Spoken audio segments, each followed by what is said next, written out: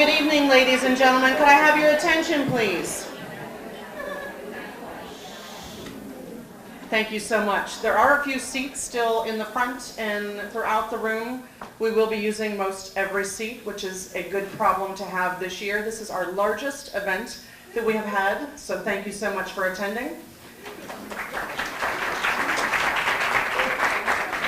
For those of you that don't know me, I'm Krista Lundy. I'm the Executive Director at the Meadville Chamber of Commerce, and I am very thrilled that you are here. We are very proud to be at the Country Club this year. Thank you so much to the Country Club staff for hosting us and doing such a great job. I haven't had any of the food yet, but I've heard it's wonderful. I did sample the cocktails, and I do know they are great. So, I have a few people to announce and thank, and then I have some sponsors to thank. I hope you all have your programs with you as well. The sponsors are in there. The full bios of our speakers are there as well. And on your seat, you will see, actually, Karen, could you get some of the programs? I think maybe some people are looking for a program. They may not have got those by the mumbling. So if you didn't get a program, we'll pass those around. So I do want to thank a few people first before we get started. So, as I mentioned, Karen was just headed out. Karen is the communications coordinator at the Meadville Chamber, and she has been at the Chamber for 13 years now. So thank you so much to Karen. And Eileen Mullen works for the Chamber Foundation, and she's the program coordinator for the K-12 Career Education Alliance. On behalf of the Chamber Board of Directors, and I do have a few of my Board of Directors in the room, if these people could please stand and hold your applause till the end. So a few of my board members that are here, I have Beth Zewe, Becky Arbuckle, Bonnie Kuhn, Christine Yamrick, and Megan Botka. Thank you so much to my few board members that are here. At this time, I would like the Businesswomen's Roundtable that meets once a month at the Chamber office. If you have attended this roundtable group at all, please stand, because this is the group that planned this event for you, and it takes a lot, and we have done a lot over the years to do this. So please stand if you are part of that business roundtable group that meets once a month. We meet the fourth Monday of every month at the Chamber office. And there's only a few people here from that group, but everyone in this room that is a Chamber member, you are more than welcome to join us. We meet the fourth Monday, like I said, at the office from 5 to 6:15. I usually make sangria, have some kind of a snack. It's after work. Come visit with us. We had discussed various topics. We network. We talk about the upcoming events that we are having, so we're not all having an event on the same evening. We support one another. We promote one another, and it's just a really great networking opportunity for you. And our next meeting, actually, once a quarter we try and go to a different business and support them, but our next meeting is actually going to be on Monday, November 26th, the Monday after Thanksgiving, and we will be meeting at a new Chamber member, Davenport Farms Winery and Cidery. Oh yeah, now you all want to join the group. Now you all want to join the group. So that is where we will be, and it is wonderful. If you have not been to Davenport Farms Winery and Cidery, I just was at one of the most amazing bridal showers ever, or baby showers ever this weekend. So we will be there, and it will be from 5 to 7 on that evening. If you are part of a Chamber member business, whether you are the CEO, the office manager, whatever you may be, an employee at all of a Chamber member, you are welcome to attend this group. So please join us. Sometimes we have 10 people, sometimes we have 30. So please join us that evening. It'll be from 5 to 7. We'll have drinks and snacks, and it's a fun evening. And I mentioned that if you're a member, you are welcome, but I do know that a few of you in the room are not Chamber members, and you know I would love to change that, because we do have membership packets out there available. I would love to meet with you at a later time, because this is just one of the many events that we do. I'll go over some of those later after we hear our amazing speakers, but this is just one of the events that we do, so I would love to talk to you about that at a later time. A big thank you to our sponsors if you haven't seen them in your program. Our premier sponsor for the evening, Allegheny College.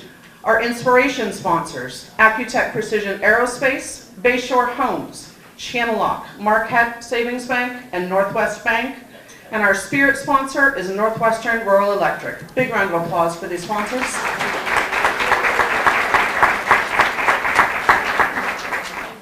And if you didn't see the cookies when you come in, big thank you to Kristen's Cookies for our amazing cookies over there. Where's Kristen? She's somewhere here. Thank you so much, Kristen. At this time, it is my great pleasure to introduce the first of our two speakers.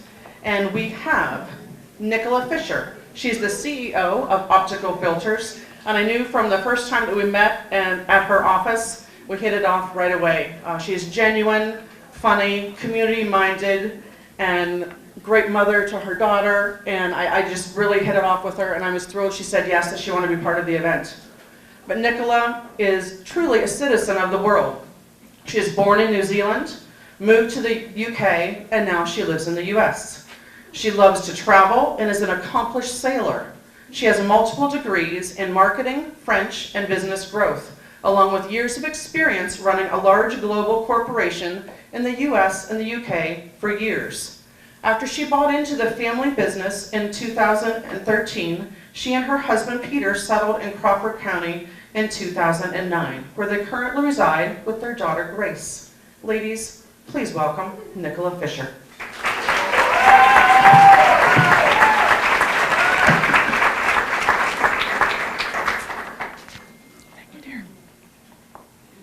Wow, thank you. I hardly recognize myself. Can everyone hear me at the back? Super. Well, thank you. You can't? Oh, gosh. I might run a technology business, but this is not my forte.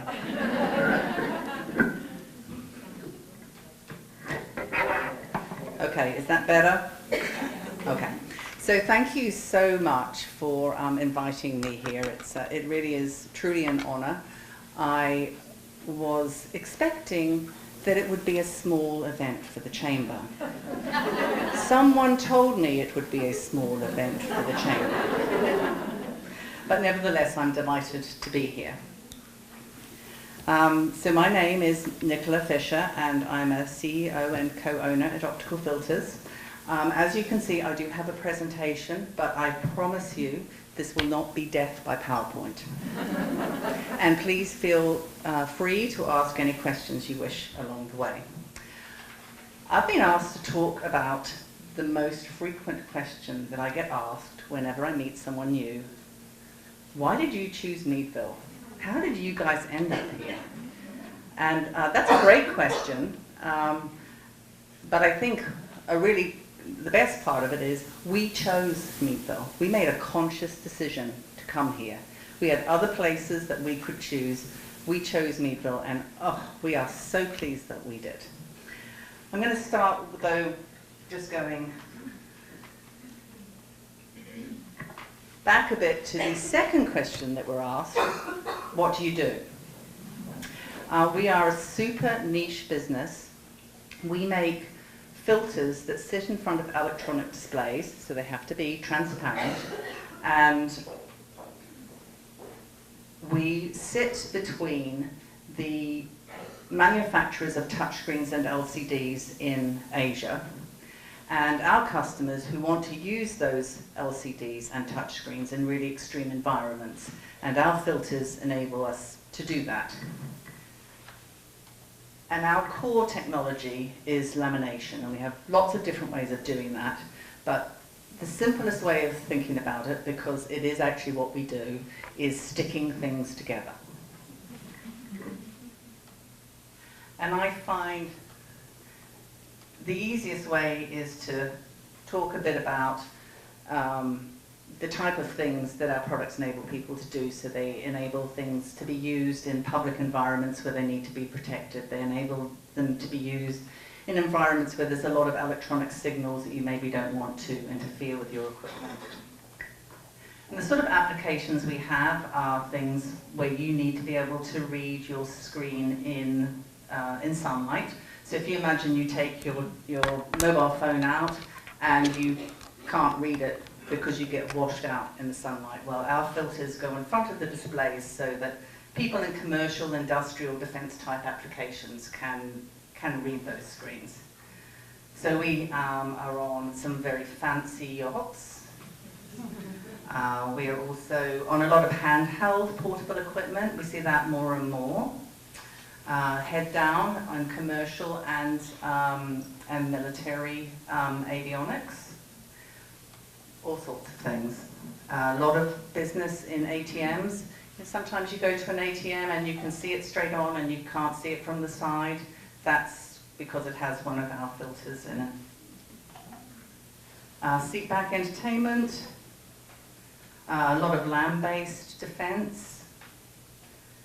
Quite a bit of medical as well, especially in MRI rooms.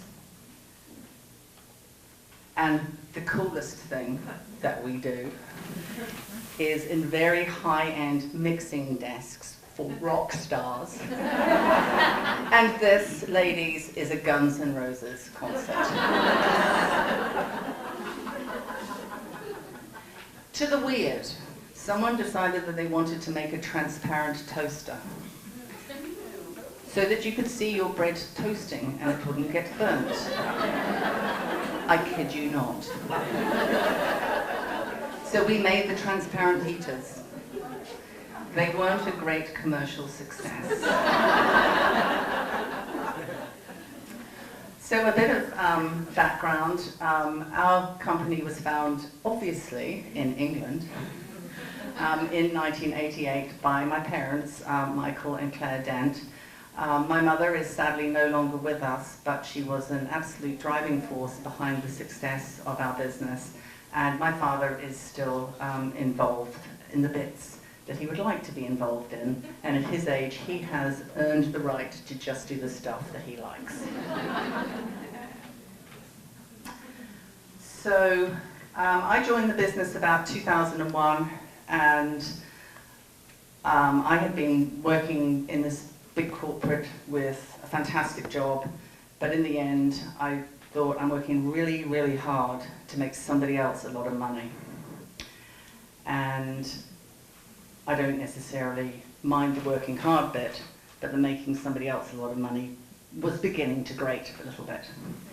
And my father's marketing director had just left, so I started working there part-time. And come 2003, bearing in mind that we'd worked together for 2 years and we hadn't killed each other, he asked if I would like to be president of the company, and I said, well, maybe, but one of the things that I don't understand about the business is it's a great little business. Why haven't you grown it? And he said, well, I haven't grown it because I haven't had anybody to grow it with. And I said, well, if you will commit to going through the pain of growing the business and taking it to the next level, I'll promise not to kill you. So my husband Peter is also in the business, and in 2003 we were bursting at the seams in the UK, absolutely bursting. We had no room, and I was looking all over the UK for another premises.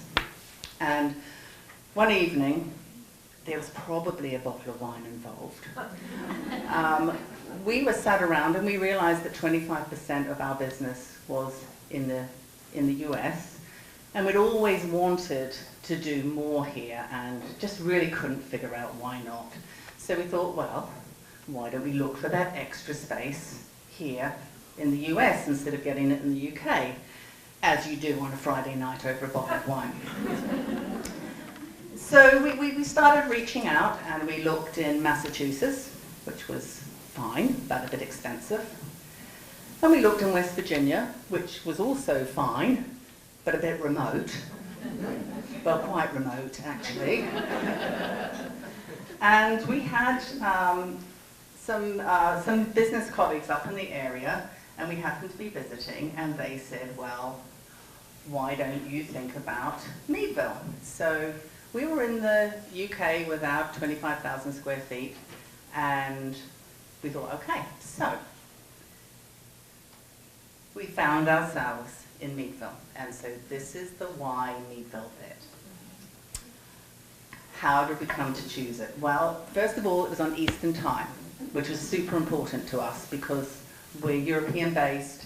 Being on Eastern Time means that we can still do business in Europe until lunchtime, until noon, 1 o'clock. So that was important. It was also important for us, and I'm sorry, my glasses on. I've been in denial for too long. Meadville was also interesting because it has a manufacturing culture and it has a stable workforce. People understand manufacturing, they're trained in manufacturing, they want to work in manufacturing, so we're not working against the prejudice about manufacturing. There was affordable and available commercial premises, which when you're starting from nothing is quite important. There's good support services, and that was essential because if we run clean rooms, if our air conditioning goes down, we need to be able to call an HVAC engineer and have him there within a couple of hours. We're always doing weird and wonderful things, so we know we need to pull in an electrician, or we need to pull in a plumber, or we need to pull in a contractor. And because of the manufacturing in the area, we have all this in our community, so that was very attractive to us. It has, and you may not realize this, amazingly good flight connections. From Erie, we can get almost anywhere in the world with one stop, including Asia. So whilst it sometimes feels remote, it's really not when you compare it to other places. And again, whilst it feels remote, if we want to go to Pittsburgh, to the ballet, or to Cleveland, to a concert, or we want to go see a sports match, it's all within reach. Okay, it's not an Uber drive away, but it's there and it's not impossible. And it's up to us to make it happen. It's a nice place to live. Simple. And the locals are friendly, relatively. Locals are very friendly. So 2005, we bought ourselves a factory with the help of the economic redevelopment agencies around here. It was sitting empty and it was absolutely perfect. It was 6,000 square feet. We bought it. We bought equipment to go in it. We hired people. Looking back now, if we'd known the things that we know now, we probably wouldn't have thought that what we thought over that bottle of wine was possibly such a sensible thing to do. But we made it happen and we're pleased that we did. Little things that we hadn't thought about was we had no credit at all. Not just no business credit, we had no personal credit. For 3 months, my parents lived without social security numbers. Try to do anything here without a social security number, it just doesn't happen. So those were interesting times, but we persevered, and within 18 months that business was cash positive. So it was clearly the right decision for us, and we outgrew that space. And so in 2007, we took on another 22,000 square feet, which was conveniently new. It had been built on spec by one of the development agencies, and it was perfect for us. So we have kept the 6,000 square feet as our standalone research and development facility, which for a business our size, we turn over around 15 million as a group, is both a great luxury and also is really important to us, because for us, investing in our research and development is what keeps us at the forefront as a business in our industry and at the forefront of technology. So, whilst all this growth was going on, Peter and I had realized that we needed to come out here to support the growth. My parents had come out to start, but the business had got to a stage where we needed to come out. And in 2009, having been together for 21 years, I finally agreed to marry Peter. I felt that he had earned his stripes.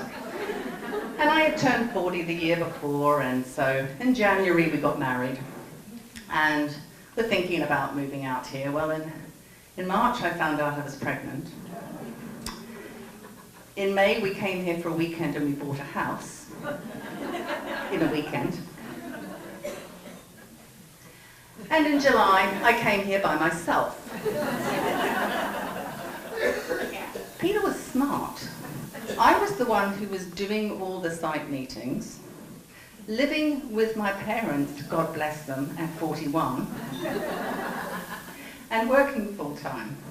But I'm delighted to say that in September we had a beautiful girl, Grace, at Meadville Medical Center, and she's the light of our lives. And changed our world in the best possible way.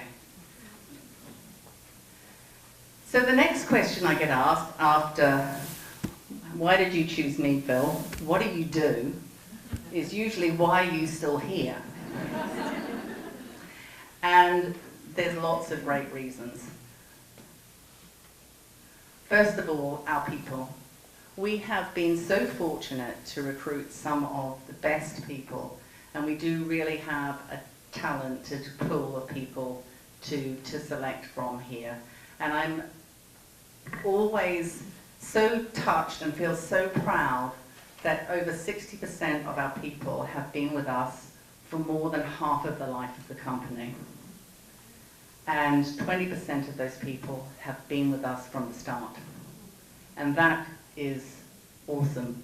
Probably says more about them and their staying power than anything else, but we really, really appreciate them, and they will always go the extra mile. They're a great group of people. Probably the third reason is that this is a very investment-friendly environment. Because we can keep things like our commercial property costs low, we operate a relatively high gross margin business, so we generate cash, and we have a very financially conservative, with a small c, business. We would prefer to fund our development through the cash that we generate through profits, rather than go and borrow money from the bank or from other investors. And that probably means that we haven't grown as fast as we possibly could have. But it also means that I sleep in my bed at night. And I'm also very mindful that the decisions that we make and the work that we do as a team support 40 families in Crawford County. So we've got to be smart and careful and mindful about what we do. One of the things that we are most proud about with our investment is we have our wonderful R&D center and a team of engineers who work in production, and we have actually managed to here build from scratch, and hopefully this is going to work, an entirely new bonding system. We could have gone out and bought a bonding system of this type, but they're just not good enough. The yield is poor, they're not scalable, there's lots of things that we didn't like about it. So never once to take the easy route, we decided that we would build it ourselves. Everything that you see in here, the hardware, the software, the adhesive system, they have all been developed and made in Meadville, Pennsylvania, by people who have graduated from Crawford County. And that's awesome.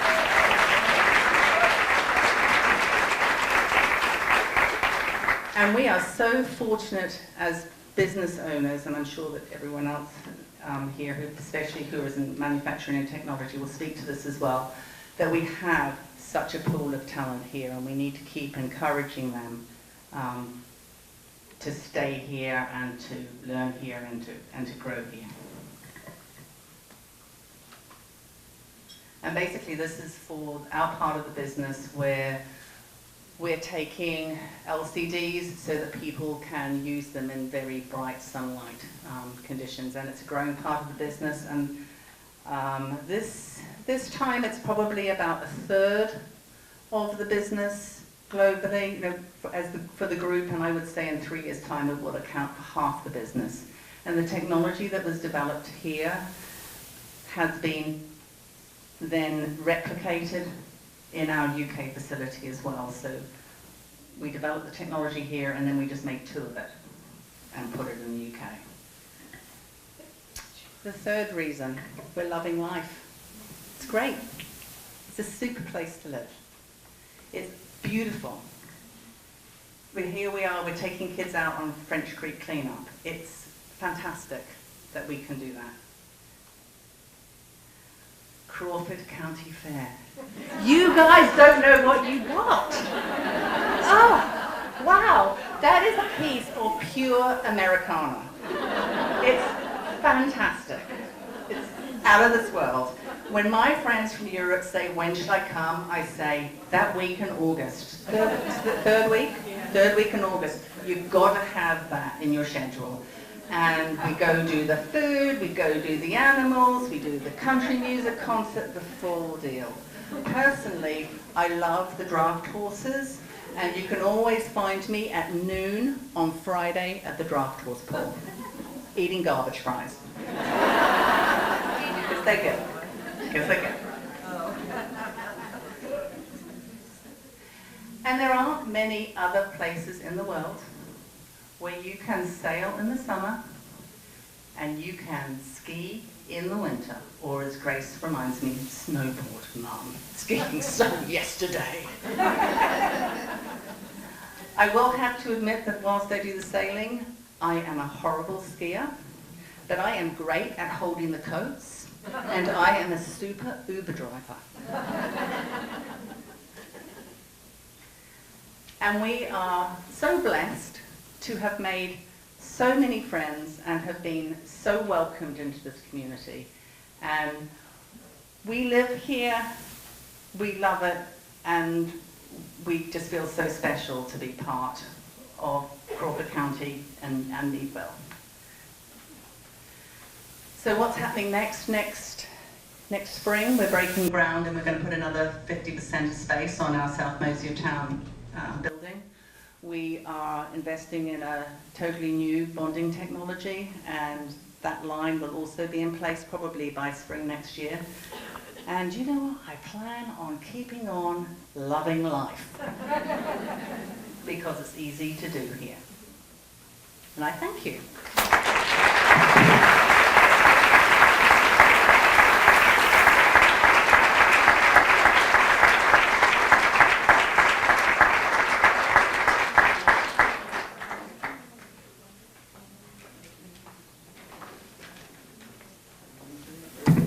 And if anyone ever asks you why you want to live in Crawford County or Meadville, you now have many more answers than you had before you come in.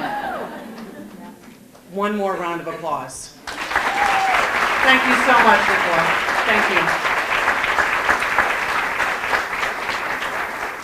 At this time, it's my great pleasure to introduce Dr. Janet Rose. And when you see her outfit, those of you who know me, she's my sister from another mother. No offense to my real sister who happens to be here.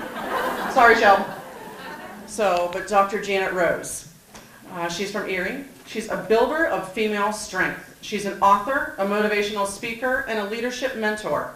Dr. Rose earned her doctoral degree in educational leadership from Duquesne University. She's the founder of ParentingGirls.com and the DRJR Leadership Retreat. Her leadership retreat offers women a certified research-based program for advancing female leadership through a day-long training at her Sand Castle in Northeast, where she resides. At her Sand Castle retreat in Northeast. And I want to get a group from our Businesswomen's Roundtable group, if not 2 groups, because how many people can go to this, Doctor? 6 to 8. So I would like to get a group to go to her Sand Castle retreat and fill that leadership retreat one Saturday. So we will be discussing that later. She has a sign-up sheet out there, just so everyone knows. Janet loves to travel as well and to spend time with her 2 sons, and I know she loves Broadway shows because one of her sons is in Broadway shows. This unique, creative, and entertaining presentation will inform, motivate, and inspire you to unleash your leadership and learn to roar. Dr. Janet Rose.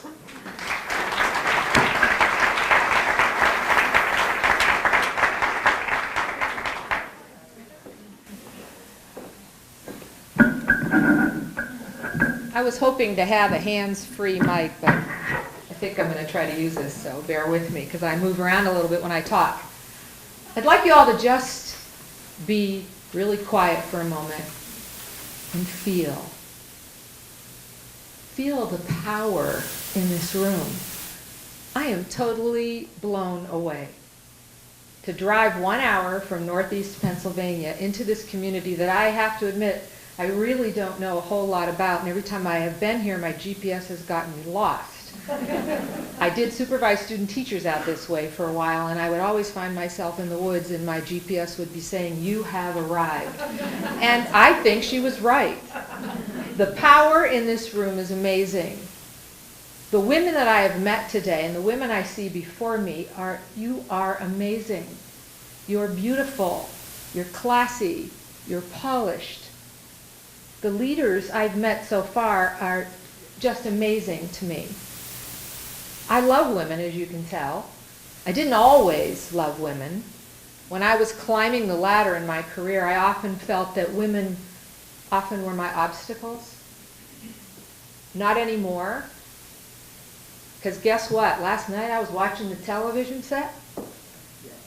And last night, not only do we march, we run and we win.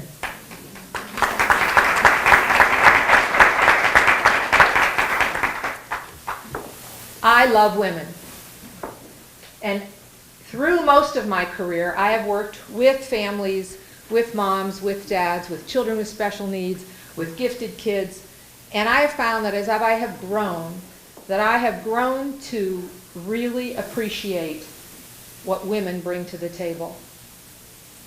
We do so much for our families, for the world, for our friends, and we often don't give ourselves enough credit.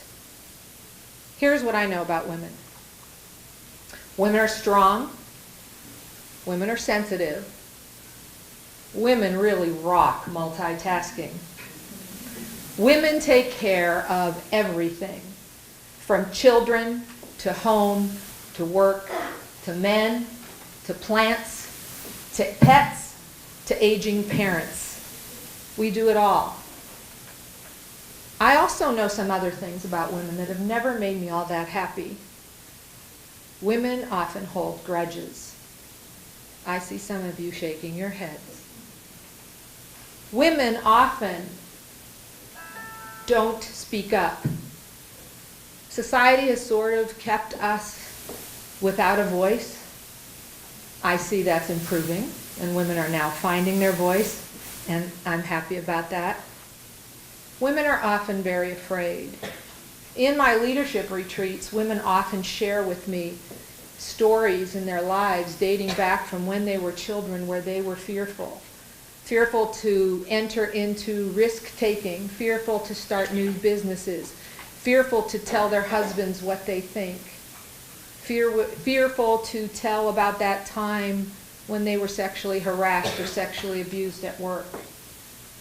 I help women overcome that fear, and I speak from a voice of experience because I too fall into that Me Too category. Women often don't realize their own strengths.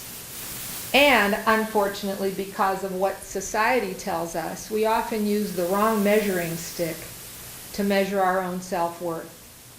We listen to the commercials, we read magazines, we follow things on the internet that tell us that we need to look a certain way, act a certain way, have certain hair, wear certain makeup, carry certain purses, shop in certain stores, or we don't measure up. Unfortunately, our daughters are growing up in that same world. And that fact right there is what prompted me to do my dissertation on the ecology of female leadership. And my first book was The 7 Secrets of Parenting Strong Girls, because I felt like it was time that we pull together and we send some different messages to our girls and try to undo some of those negative myths about being female that are out there. Women often lack confidence. I bring some amazing women into my home who are often already in leadership positions, and I am just blown away at what they've done with their lives, and then disheartened to hear, but I don't really think I'm all that good. If you don't wake up every morning and look in the mirror and say, man, do you rock, honey, something's wrong. Something is wrong. People often say to me, why do you do this? And is there an answer or a magic formula? What is it about women that make them be successful? And I've done things. I've been doing this for many, many years. And part of my own experience, my research, my friends, meeting women like yourselves at different venues, I can't find a magic formula of what makes a woman a successful leader. I can't find the formula. But I have found some things that women do, habits that they have, that make them, help them be successful in life and in leadership. So I want to share some of those things with you today. I must admit, though, that I'm not all that good with technology. I think I've had some horror stories about that. You know, preparing this great speech with a PowerPoint, driving to Penn State, getting up in front of 2,000 people, and the technology won't work. The USB port, doesn't sync with their computer, and so I just want to get in my car and drive back home, because without that crutch, I just can't do it. So I've learned, and walking 65 years in a woman's shoes and having enough failed technology episodes, I've learned that it's best for me to just stay away from it. So instead of bringing with me a PowerPoint when I come to speak, I am known for bringing my power purse. A little bit coordinated. And so today I want to talk to you a little bit using my slides that are in my power purse, I hope everybody can see, and using a bit of symbolism from the animal kingdom, hence the hideous clothes today. No offense, I mean, it is there. I went to the bank like this today, and they were really amazed and looking at me going, look at that old lady, man. She thinks that stuff's still in style. I think it is. So, come on, it's not that bad, is it? Hey, actually, my good friend is here in the front row, and I got this from Serendipity's consignment store in Northeast Pennsylvania. You better come, she has some great stuff. And the pants are also from another consignment store in Erie. They really don't match, but they kind of do. So, anyway, I'm going to introduce you to some friends of mine that I brought with me to help teach you some life lessons from the animal kingdom. I've always been a person pretty big on symbolism. So I'm going to show you a few things here today. The first little guy that I want to introduce you to is the elephant. The elephant is a really unusual creature because the main thing is this about elephants. Maybe you know this, maybe you don't know this, but when an elephant is in captivity, hopefully they're not anymore, but the circus elements, I don't know if they have them at the Crawford County Fair. By the way, I usually go to that every year on August 24th, which is my birthday, because that's my place to be. When my boys are home and they say, where do you want to go for your birthday? It's always the Crawford County Fair. Anyway, here's a little story about the elephant. When an elephant is a baby elephant in captivity, in order to keep that elephant contained, the circus people tie a rope around the elephant's foot and put a stake in the ground, and it keeps that elephant secure in that circle of that length of rope. The strange thing is, though, is as that elephant grows and becomes an adult elephant, they have learned from an early age that they can't pull free from that tether. They could, if they tried, but when they were this big, they learned a myth that they weren't strong enough to break free. As women, how many of you have a loop in your head that sometimes you feel is holding you back? Maybe it was your mother, God rest her soul, who loved you to death, but raised you not to take risks.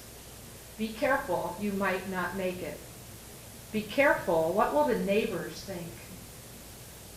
Many women that I work with have those kinds of stories or myths that are tethering them, holding them back.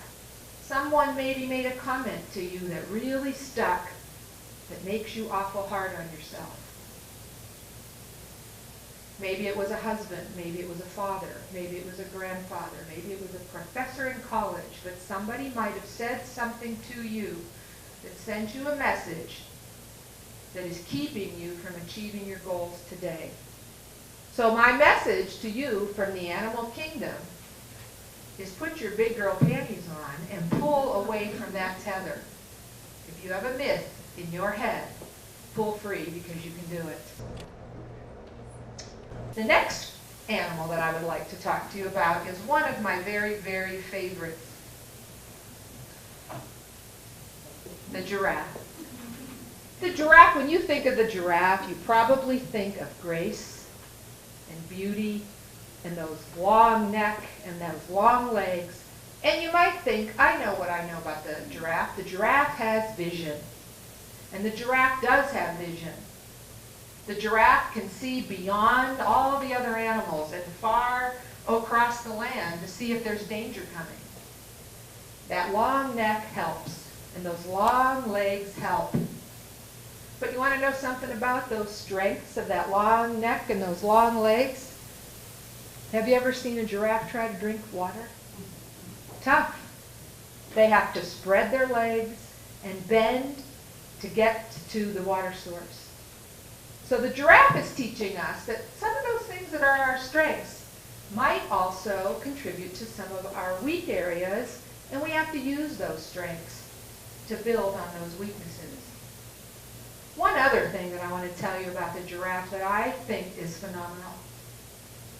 When a giraffe gives birth, mom is standing, she pops that baby out, baby falls smack onto the ground, and immediately tries to stand. On shaky legs, that little baby giraffe gets itself upright on all fours and wants to nurse. And mama giraffe walks over to that baby and gives that baby a kick and knocks it over and shoots it flying across the ground. And the baby gets up again and mama kicks her again. And the baby gets up again and the mother kicks her again. Why? Because if that baby isn't strong, that baby's legs don't develop quickly, and if that baby doesn't learn to run, that baby's not going to make it. So the giraffe teaches us about struggle. Struggle makes us stronger. People say to me, how can you get up in front of a bunch of people and talk? Aren't you a nervous wreck? And I said, I am scared to death, and I am really terrified to be in front of all of you. I'm shaken. But I've gone through a lot of struggles in my life. I was really an introvert in school. I was very shy. I was flat-chested. I was too skinny. I had boys that sang songs about who wants the girl with the skinny legs, and only those of you that are 65 will remember that was really a song when I was in grade school. So I grew up with a variety of things that kind of kept me down and kept me struggling. But now when I look at my life, I thank the Lord for those things that made me struggle, because I wouldn't be here today. I wouldn't have this passion about working with people and sharing what I have learned through my life. I thank the Lord for those strengths that I now have because of the struggles that I experienced. I tell people I had 2 wonderful marriages where I married Prince Charming twice and stayed married until they weren't Prince Charming anymore. And then I learned to parent all by myself and raise 2 wonderful men by myself. But because of all of those things, I really learned a lot about independence and what I can do.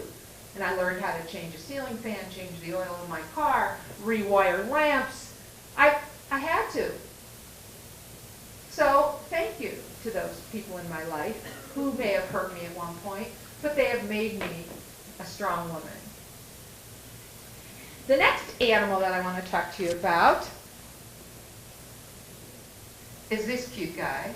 Of course, these aren't to scale. This is an owl, you can tell. And an owl, as you all know, is known for wisdom. And I like to compare wisdom to intuition, because ladies, we've got intuition. And I trust in that intuition more than I trust any book knowledge or skill you may possess. Throughout my life, when it doesn't feel right in here, it usually isn't right. How many times have you said, I knew that wasn't going to work. I knew that was a bad decision. I just felt it in my gut. Trust that. Successful women trust their intuition. The owl, OWL, also stands for obsessed with learning.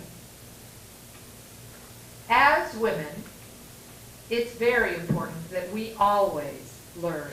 We're never too old to read a book, watch the news, read the newspaper, talk about it with our children, especially with our daughters, but continue to learn. I tell young people that I work with now how fortunate they are to be living in the world of iPhones. I have an iPhone, and I use my iPhone not only just to follow Facebook and GPS my way to the Meadville chamber that isn't really in Meadville, it's in Sagertown or Crawford or something else. But so I use my iPhone for a lot of things. But one of the tricks that I have learned is this. Picture this. I'm at a networking event, and I'm talking to a group of people, and they start to talk about a subject that I know nothing about, and I mean nothing. I have no idea what this is that was in the news, and I do this. Excuse me a minute, please, I have to use the washroom. And I go to the washroom, and I pull up my iPhone, I Google it, and I read it, and I go back, and I get right back into that conversation, and I know now what the hell I'm talking about. So if you don't know what you're talking about, Google it. One of the other creatures that I think teaches us a lot about life is the canary. This what is supposed to be a canary. And there's no, I don't know if he still works. Can you hear him? He's chirping. The canary, if you recall, have you ever heard that miners often take a canary into the mines? You know why they do that? They take a canary into the mine in case toxic gases happen to appear in the mine that could hurt them. They watch the canary. If the canary drops over, passes out, dies, they beat and they get the heck out of the mine. And what that tells me is that in our environments, we need to watch the canaries. In your work environment, in your home environment, in your circle of friends. Look for what is toxic. And if there is toxicity in your friendships, in your relationships, that are pulling you down, holding you back, making you feel bad about yourself or your life, or feeling depressed, you need to deal with that toxicity. And I don't mean eliminating those friendships, maybe you do, but often it's just addressing those issues. I had a friend once, still have her as a good friend, but when we first started to hang out together, she is still a teacher in the Erie City School District. And I came from as an administrator in a school district, so we had a lot in common. I actually was teaching a course, and she happened to be a non-traditional student in my class. And on the last day of class, she said, hey, you want to get a beer? And we became fast friends, you know, beer and, yeah, anyway. So, but whenever we would go out, she would just complain and complain and complain. And I wanted to go out and get away from work, have fun. I'm a laugher. I like to tell jokes. I like to be silly. And we would go out, and I would get like this, like, oh my God, I just want to go home and get on the couch. So I decided, I mean, I liked her, and I respected what she did, and she had a very challenging job, but she couldn't look at the world through positive eyes. Everything was awful. So one day, and this is a true story, she called me up. She said, you want to go out for happy hour tonight? And I said, yes. if you promise me to wear a skirt. And she said, what the heck are you talking about? I said, because if you wear those crabby pants, I'm not going out with you ever again. It was funny. We laughed, and then she said, what did you mean? So we had a heart-to-heart conversation, and guess what? She's still a very, very good friend of mine, and she's a whole lot less crabby than she used to be. So watch the canary in your life. Keep your eyes open for toxicity. Successful women do not continue toxic relationships. Another thing that I know about the animal kingdom, which I think is really interesting, is some of the cool things about the zebra. Did you know that the stripes on a zebra are as different as our fingerprints? I never knew that before. Every zebra is different from another one. But something about zebras that is totally unlike human beings, in my opinion, is that zebras take care of each other. If you might have ever seen zebras or a documentary or a National Geographic, when zebras feel threatened, they pull together, everyone. All of the zebras get into one big, giant circle of stripedness. That's a word. Big mass of stripes. And the predator that is after the zebras gets confused and just sees this huge mass and does not see any little stragglers on the outskirts that are vulnerable to be prey. They take care of one another. I'm not sure we do that. Some of my women friends like to talk about each other, especially when they're not there. We do that. Women do that. Men probably do the same thing. But I think there's a really good lesson to learn from the zebras. Support one another. Protect one another.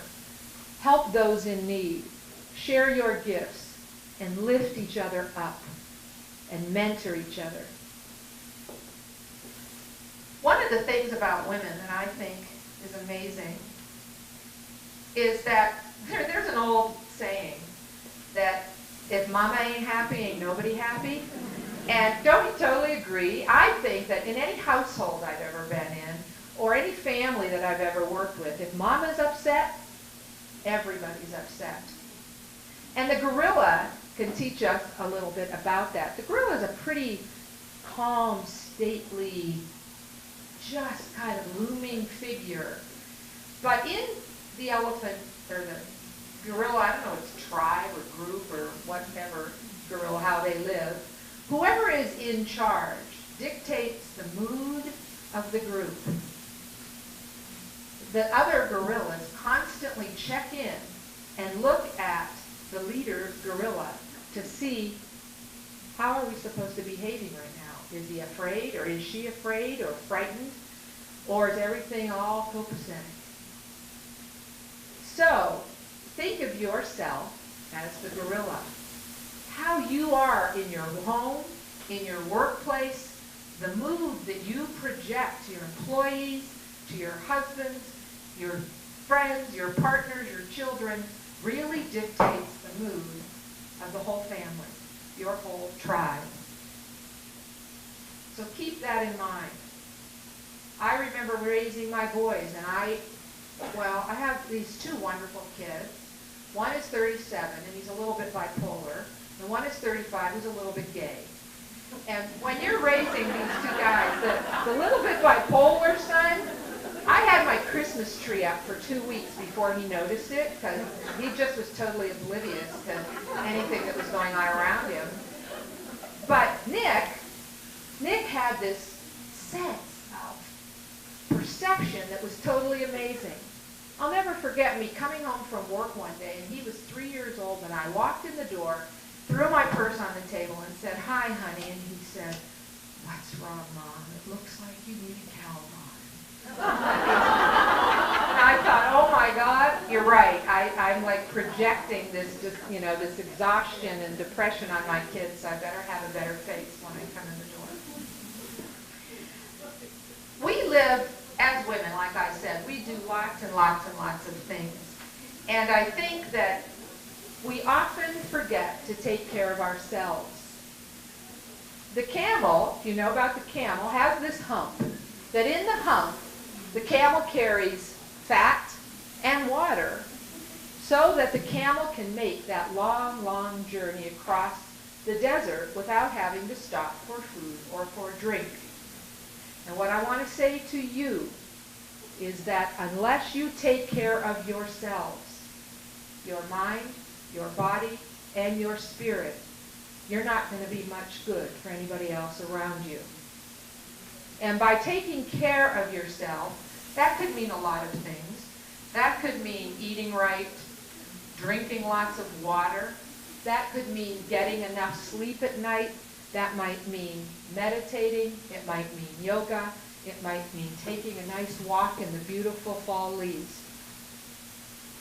But there are things that maybe are missing in your life that you really need to attend to. You have to take care of you before you can give your best to anybody else.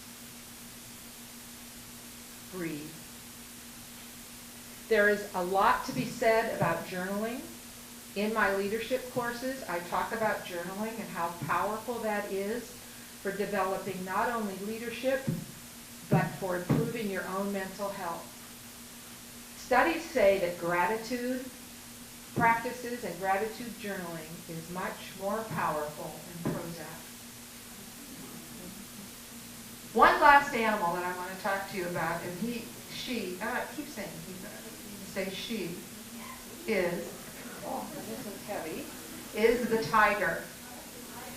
I think it's a tiger. Oh, I'm going to set Tiger down. What's so funny? All right, so let me tell you about the tiger. The tiger the tigress is a very fierce female. The tiger is known as the spirit animal of sensuality. So it was only fitting that I talk about the tiger with a group of women. But the tiger needs sanctuary.